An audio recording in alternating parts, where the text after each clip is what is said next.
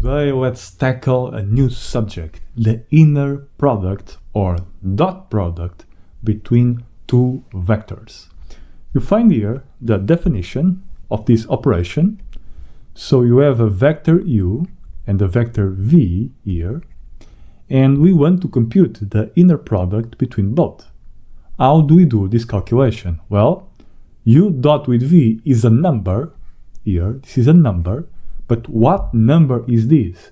This number has the form that you find here. So what you find here is essentially the entries of u1, u2, and u3.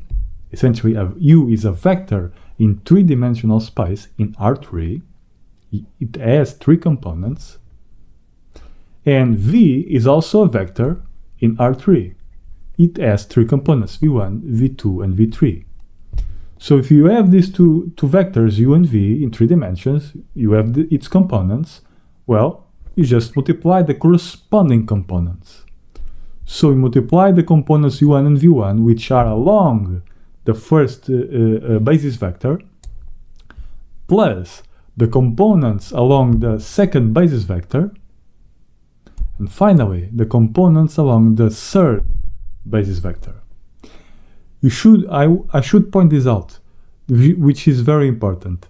We are assuming that these components u1, v1, v2, u2, v2, u3, v3 are with respect to an orthogonal basis. For example, it is the traditional ex,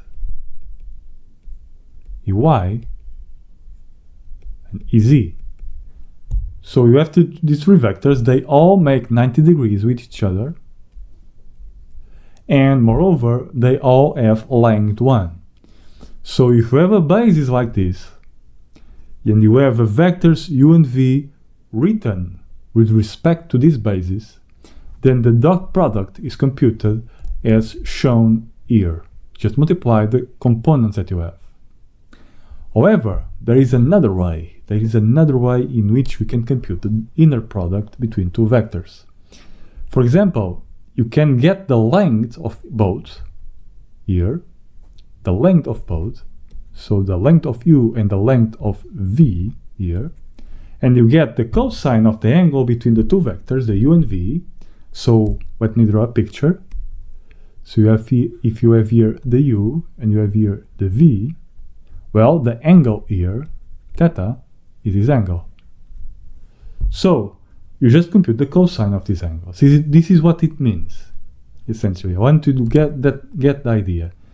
The inner product between two vectors is an operation that starts with two vectors, joins them, and give a number. And that number has this form here or this form, depending upon what you start with. This operation also have a very important property. The property is written below here. So if you have an inner product between u and another vector called u plus lambda w. So v plus lambda w is another vector. So look at this as a unique vector, a new vector. A symbol for a vector, which comes from summing v plus lambda times w. And lambda, by the way, I didn't tell you, lambda is a real number. Here. Belongs to R. So we have again the inner product between u and a vector. But how do we perform this calculation? Well, the way in which you perform is written on the right hand side. You do the distributive. So you do the inner product between u and v, and then the inner product between u and lambda times w. Let me write it. U inner product by the vector lambda times w. Again, you look at lambda times w as a symbol, a unique symbol for a vector, which, by the way, is lambda times u. If lambda is 2, lambda w is twice as long as w. Can you see? But the inner product between these two things is essentially, the property says, is lambda u inner with w. Can you see? You just factor the thing. You just factor the constant out. You see, there is no inner product between a vector and a constant number like lambda. There is no such thing. So, you just factor the thing. This is what the rule says. Why is this definition so important? Well, the simple reason why this definition is so important is, by the way, why every definition in mathematics is important. Because any definition in mathematics exists because it defines something that is useful.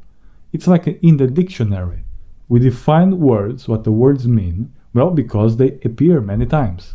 The same thing here. The inner product has a definition, like so.